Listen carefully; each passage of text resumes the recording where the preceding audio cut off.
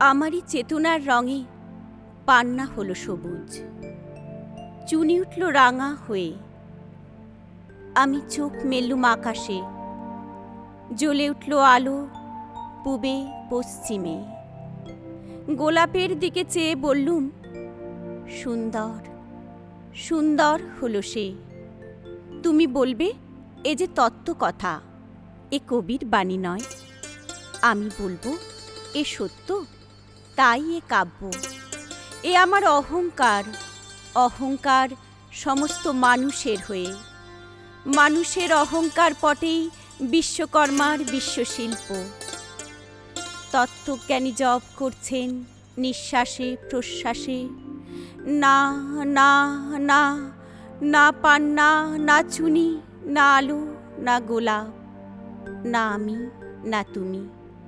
ওদিকে অসীম যিনি, তিনি স্বয়ং করেছেন সাধনা মানুষের সীমানায়, তাকেই বলে আমি। এই আমির গহনে আলো আধারের ঘটল সঙ্গম, দেখা দিল রূপ, জেগে উঠল রস।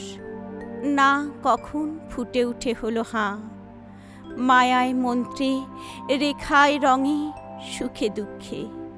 একে বলো না তত্ত্ব, আমার মন হয়েছে পুলকিত। বিশ্ব আমি রচনার আসরে, হাতে নিয়ে তুলি, পাত্রে নিয়ে রং। পণ্ডিত বলছেন বুড়ো চন্দ্রটা নিষ্ঠুর চতুর হাসি তার। মৃত্যুদূতের মতো ঘুড়ি মেরে আসছে সে পৃথিবীর পাঁজরের কাছে। একদিন দেবে চরম টান তার সাগরে পর্বতে।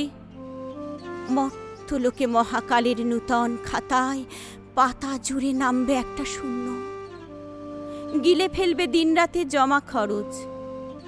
মানুষের কীর্তি হারাবে অমরতার ভান, তার ইতিহাসে লেপে দেবে অনন্ত রাত্রির কালি।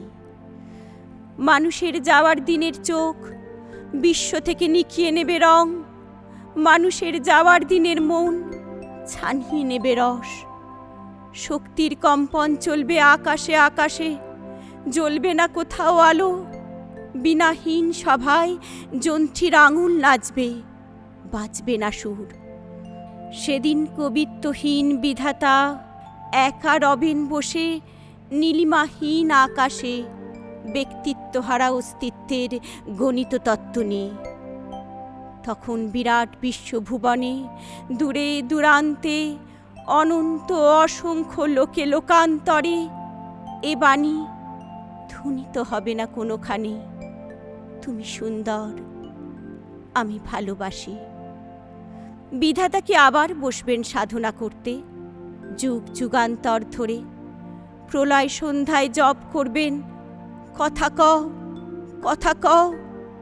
বলবেন বলো তুমি সুন্দর, বলবেন বলো আমি ভালোবাসি।